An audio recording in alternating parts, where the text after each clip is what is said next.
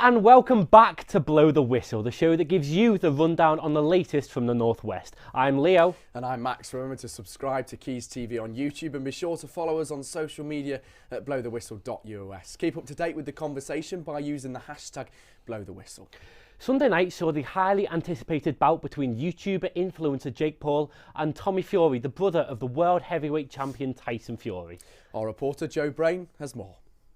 Under the midnight moonlight in Diriyah, Saudi Arabia, Tommy Fury outgunned the spirited yet ultimately naive Jake Paul. Over 8 rounds in front of a subdued crowd, Fury secured a split decision victory that underlined the novice skill sets of both men. Referee Hector Afu struggled to maintain a clean fight, deducting points from Paul for shots to the back of the head and Fury for persistent holding. While both men regularly looked to clinch, Afu rarely allowed either fighter to work on the inside. This resulted in an ugly, stop-start affair that made it difficult for Fury or Paul to stamp their mark on the rounds.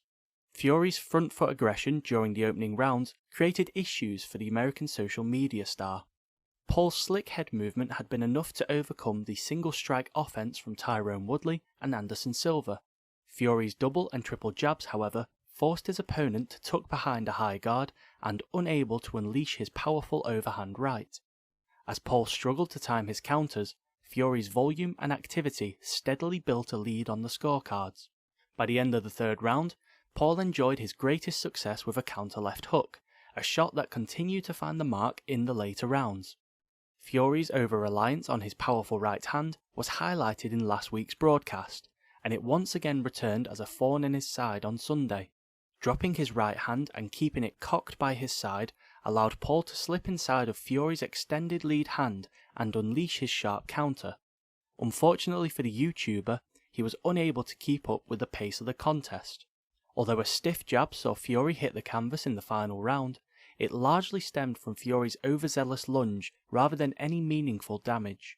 Even after conceding a 10-8 round to close the show, Fury had banked enough rounds on 2 of the 3 judges' scorecards to deliver on the biggest night of his fledgling career. Paul's rematch clause looked set to be triggered after the Ohio native questioned the judges' decisions during his post-fight interview. The pair are well-matched dance partners inside and outside of the ring, with the draw of another payday suggesting we will see Fury and Paul once again, sooner rather than later.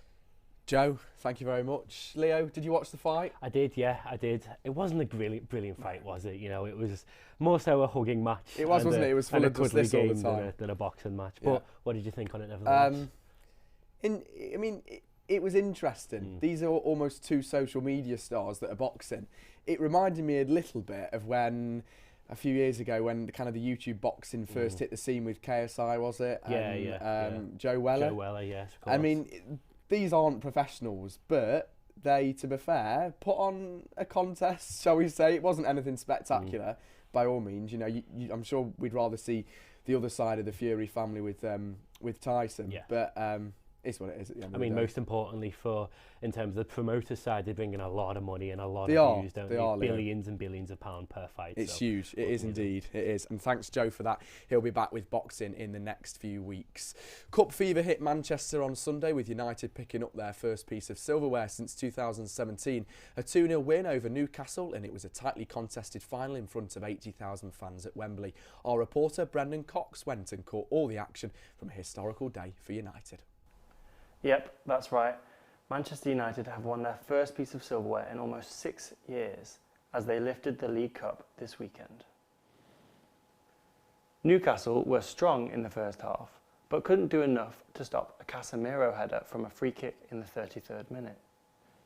Just 6 minutes later, none other than Marcus Rashford would pile on the misery for the Magpies as his deflected shot would loop over hapless goalkeeper Loris Karius. We watched the game at the University of Salford Students' Union. Here's what a Man United fan had to say about the game at half-time. But I don't think it's over yet. I think Newcastle have got life in them yet. I'm still worried. I'm still shaking a bit. So. But being 2-0 down at half-time didn't discourage the Newcastle faithful. I think we've been unlucky so far because I think we've had 60% possession. We've been controlling the game, but It's just about, we've had this for weeks on end, it's just about scoring. We can defend, but it's just about scoring goals. But I don't know, I've still got hopes going into the second half. St. Maximin, Almira and Wilson, they can cause any defence in the world problems on their day, especially with Bruno Guimaraes behind them. We just need to harness the energy that we've had all season. The attacks continued to come for Newcastle United in the second half, but they had no end product. Manchester United, who could yet win the Premier League, FA Cup and Europa League, ran down the clock to secure their first trophy of the season. But despite the loss for Newcastle, their fans shared an air of positivity. This is the start of the rise. This is where Newcastle are going to come into the run. Forget the 90s entertainers. This is the 20s entertainers. Gaz Drinkwater was at Wembley, providing commentary for BBC Radio Manchester. Last week I caught up with him to discuss how important a trophy win would be for the Red Devils at this stage in their season. I think in terms of a momentum builder right now, winning the League Cup at this stage in the season would be great going forward, and it could propel United to even greater things. But if United are to beat Barcelona, then there's got to be that expectancy that they win the Europa League this season, because there aren't too many, let's say, clever teams left in it. I wouldn't say at the moment, but it would be a real kick in the gut to lose the League Cup final, being favourites. So, with a trophy under their belt for 2023, Manchester United now have the momentum to carry them forward further in their season. Their next fixture, a massive game against Liverpool on Sunday at Anfield. Their next task, to close the 8-point gap between themselves and Arsenal by the end of May. Thanks, Brendan. I didn't know he had two twin brothers. Did you? No, neither. No. But did you watch the final anyway, Mark? I did, Leo. I thought it was a tightly contested final, to say the least. I thought that Newcastle had chances, but what you saw was Man United being clinical. They've been clinical for weeks on end since really this kind of brilliant form they've hit. You know, you saw against Forest, for example. Forest didn't play too bad, especially at the City Ground in the first leg of the semi-final of the Cup. But it was just when they got that first goal, it just seems like they can just pile on the pressure then. Teams have to go for it, and it's a straight counter-attack. And you saw Marcus Rashford, he was destined to score at Wembley on Sunday. So, you know, I think Newcastle fans, of course, will be proud of the team. Yes, they're disappointed not to win the first trophy in how many years? Something like 66 years. It's something incredible, but it's the start of a journey for them. It's the start of a journey under Eddie Howe, a progressive young manager, and certainly an ownership that for once cares about Newcastle and is investing a lot of money, to say the least. Do you think, as one of the fans said there in the VT, that this is a change of the tide for Newcastle? Do you think they can go into more cup finals and maybe even win some in the near future? Yeah, 100%. I mean, you see this season, you know, they're definitely going to be up there with the names of, you know, you could almost count Newcastle as maybe similar to a top 6 club this year. The amount of money they've invested is huge. I think it's a real example to fans that you know, rough times, hard times can get better. They've had a lot of difficult times, Newcastle fans, but it's got a lot better in recent years. And I mean, Man United, times are changing for them. Eric Ten Hag, a brilliant manager in him. They're saying it's their best, of course, success since 2017. They're saying he's the best manager since Alex Ferguson, of course. It's been a failed few years for United, and it's almost like every manager that goes in there can't seem to do anything. You know, they really seem to struggle with the club. But Ten Hag's come in, he's hit the ground running, and I'm sure the Man United fans are saying, long may it continue. Do you agree? Definitely, and after winning that Carabao Cup, surely the pressure is on them now to go on and win the Europa League. And I think they can do it. I think they can go all the way. They convincingly beat Barcelona, and what real tests are there for the great and fabled Manchester United? Maybe we'll see a Manchester United of old, the way they used to be, just dominating everything. Yeah, but who knows? You're right, Leo. It's been a huge weekend with action-packed Premier League round of fixtures. Sam Armitage joins us in the studio to give us a rundown. Thanks, guys. Whilst Manchester United didn't play in the Premier League this past weekend, that didn't stop the other teams in the North West from partaking in league action, albeit with mixed results. Manchester City managed to defeat a newly promoted side away from home this week, unlike last week, as they left Bournemouth with little hope, racing out to a 3-0 lead at half-time through goals from Julian Alvarez, Phil Foden and Erling Haaland's 27th league goal of the season, which set a new Premier League scoring season record for the Sky Blues, despite there still being 13 games left in the season. A Chris Mepham own goal stretched the lead to 4, and Jefferson Lerma's late goal proved to be a mere consolation. As for City, it's a good win in a potential banana skin game, and it will provide good momentum for their FA Cup 5th round tie tonight as they travel to Bristol City.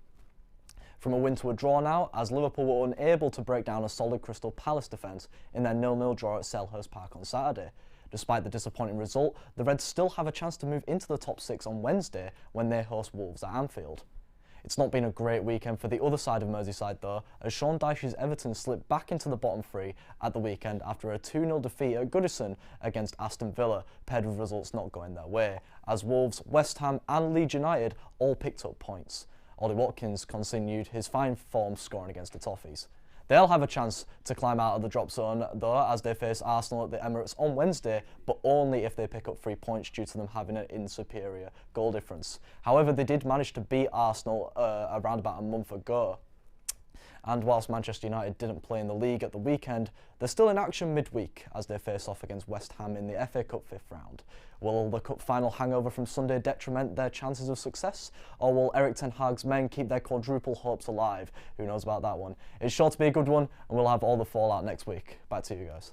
Thank you very much, Sam. Thanks for not mentioning Forest result too much either. I don't know why you're saying quadruple though. United are nowhere near winning the Premier League. They're miles off. You never know, Leo. I know, true. You never know. Let's talk about Liverpool's result, because it was a very tightly contested draw, 0-0. We watched it, and what did you make of it? Because they were unlucky at times. They had so many chances, but just couldn't find the back of the net. Liverpool this season, I don't know what's gone on. I mean, I feel like I'm saying this week in, week out, to be honest. We lack creativity. I think we lack creativity in the midfield and the final third of the pitch going forward. We look solidly at the back, but then again, it's Crystal Palace.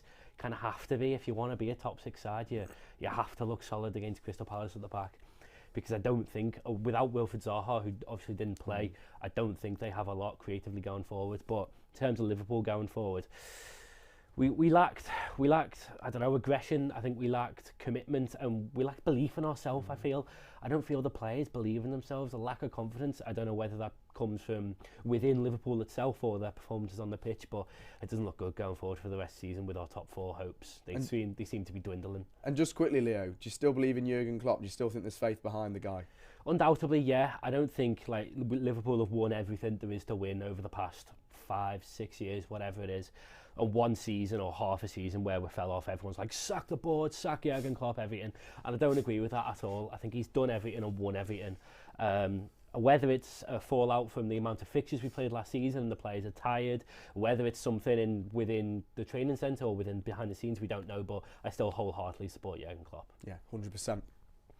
This weekend saw a special event take place across Manchester, with FA's Silent Weekend returning, giving opportunity to the players to do the talking in junior grassroots football, with parents and supporters showing their support on the sidelines through applause only. It's all in aid of stopping referee abuse. Our very own Callum Paxton is a referee, and here he is with more on the event from this week. The FA Silent Weekend is an introduction for referees to help them control and hopefully stop the abuse in young referees.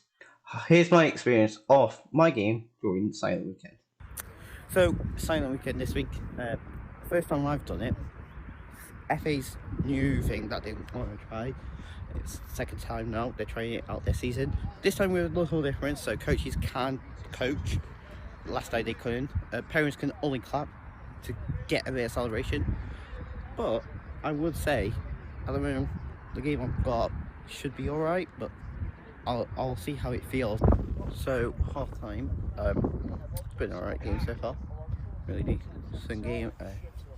Not much really from the parents. It's nice and silent there. A few claps, a few nice encouragements. That's nice to have. So hopefully the second half is decent. So far, I'm not finding it as weird as I thought I would. I feel like the clapping does help, and coaches can coach. It's not just deafness. So, I've just finished my game. It was alright. Silent Weekend is one that FA are obviously trying. For me, you have to say, it seemed to work better than last time. There was many complaints about just being deafness, silent, too silent. So it was nice to have the coaches doing coaching. The game I had, if it was a different sort of game, like a tougher game, like competitively, like by that I mean like end to end or very feisty, because it wasn't one of those games, it was pretty much fine. So that's always fun. So yeah. I spoke to Wayne after the game on his thoughts on the silent weekend. How was the silent weekend for you? I think for me it's good because it allows the managers just to influence the game and support the players as they need to be. With parents, obviously they're just supporting their child, and sometimes that can be a bit over enthusiastic. So for me, it is better for us that our message gets sent to the pitch, gets sent to the players don't get confused. And compared to last time with silent weekend, how did this one go for you? Because obviously last time you couldn't even speak last time. I think at this level, at grassroots level, encouragement is the key. Some players, they do need support, and so a manager's role is, when they're on the pitch, is to support them, try to give them a little bit of advice, but let them play as well. And I think there's not too much information, but I think from a manager, I think it's quite important. And so that is the silent weekend complete. So back to you guys in the studio. Thank you very much. An interesting topic for sure. Leo, I mean, you're a referee. You have experienced some kind of abuse before on the sidelines, and of course we won't go into detail on what kind of abuse you've received. But as someone that, as well, that's played grassroots football, and Callum just interviewed the manager then, and he's absolutely right. It's about encouragement. It really isn't, and it shouldn't be about the referee. Really, should it? No matter what decisions they make. No, definitely not. And when you're playing at such a young age as well, and the kids are still developing in football and in life as well, it's all got to be about encouragement, whether from the manager, the parents, the other team's manager, or the referee himself or herself, encouraging the players throughout. As soon as the referee is receiving abuse and hearing things off the players or the managers or anyone, that's all they think about. Because I've experienced it myself. When someone's heckling you on the sideline, you can only concentrate on that, and then you can't concentrate on the game, the decisions, or the main part of encouraging the players to do better and to keep going and to keep fighting for the win. Basically, you've got someone shouting in your ear one thing and then another thing in the other ear, and then focusing on whether it's a corner or a free kick, and then you're only going to make more and more mistakes. So I think something like this is definitely a positive and beneficial thing for football going forward. I mean, do you think that you mentioned then about it being a positive? Do you think we can ever get to that stage where there'd almost be no abuse from the sidelines? Is it the FA had tried to implement? Of course, it's going to be impossible to happen. Abuse happens wherever you go in all walks of life. But do you think that it's going to be, it will come to that point where referees can comfortably stand on the pitch and make whatever decision, and they don't feel an expectation? Because often if you've got the manager from another team shouting that it was a foul, it's of course going to influence the ref. It's not like you're at an 80,000 seater stadium with 80,000 fans saying it, isn't it? Well, yeah, definitely. But as you said, 80,000 fans, that's where it comes from, the heckling of the referee. Even though you can't hear it in Anfield or Trafford or wherever, that's where it comes from. So it needs to stop there before it stops on grassroots, because that is, at the end of the day, the big influence for grassroots football. It will be a long time. It's a long way off, definitely. But I think it is doable, and I think it will be a positive thing overall if there can be no abuse towards referees or players or whatever. Grassroots levels, the kids will play better, they'll nourish, they'll become happier and enjoy football more, which is the whole point of football at the end of the day. Do you think the FA do enough? With stuff like this, it's beneficial, definitely, but then again, at the same time, what's one weekend of grassroots football not talking gonna really do? I think they could do more, but for the resources they have, it's been okay so far. Yeah, no, definitely. Maybe just stick to being a presenter league. Yeah. No more refereeing for sure. The Six Nations are well underway, with England convincingly beating Wales at the weekend. Steve Broderick's side look like they could cause some serious upsets in their remaining games.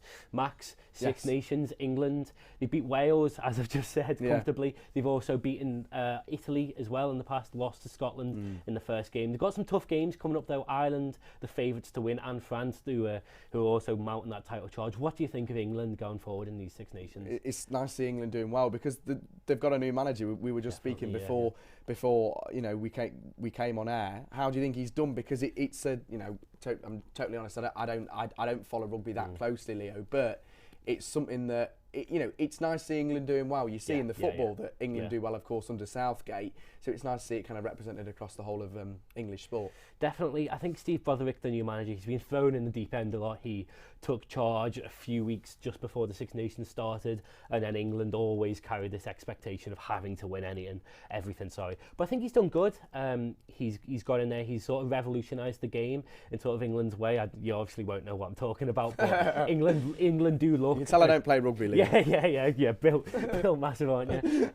England do look like a completely different team. They're moving the ball quicker. The forwards are more aggressive in the rucks, and that's what you want to see from England team mounting for championships. World Cup next year in France. England will want to be firm favourites for that, and if they put on a good showing in this Six Nations tournament, they certainly will be. I don't know though. And we've talked about pretty much all the show in different sports about it being different times and it being almost a journey for teams. Is this the start of a new journey for the England rugby team? Well, we hope so.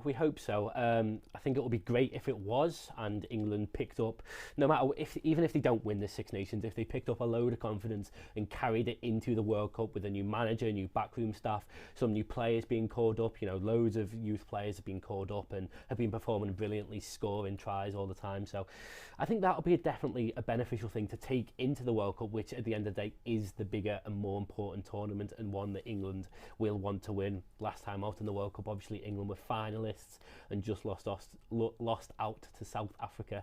That's a word. That's a mouthful to say in the final. So hopefully, fingers crossed, they can carry that momentum and get a similar result. And you are confident that they're going to go all the way then? I hope so. I think Ireland looked brilliant in the Six Nations, and I think in the Six Nations, Ireland is going to win. France, I think it's a tough game for England, but I think they might just edge it. But France have some certain standout players such as Antoine Dupont who can carry their team to any win. But I think Ireland will do it. We've got to go and play Ireland in Dublin as well, which will be a tough game playing on their home turf. And I think Ireland will probably beat us out and win the whole championship, win a Grand Slam. A Grand Slam's where they win every single game in the tournament, and I think they're probably going to do that. But yeah, England second or third, I reckon. Maybe we should start a new segment, teaching people sports. Teaching people sports, yeah, definitely. Yeah, you can Next week can be F1. Yeah, exactly. And the week after that, it can be rugby. There we go. Yeah. Right, nice one, Leo. That's all we've got time for this week. Be sure to keep in the conversation by following @blowthewhistle.us on Instagram and use the hashtag #blowthewhistle. Tune in next week at 4 p.m. for all the latest sport from the Northwest. Bye-bye. Bye-bye.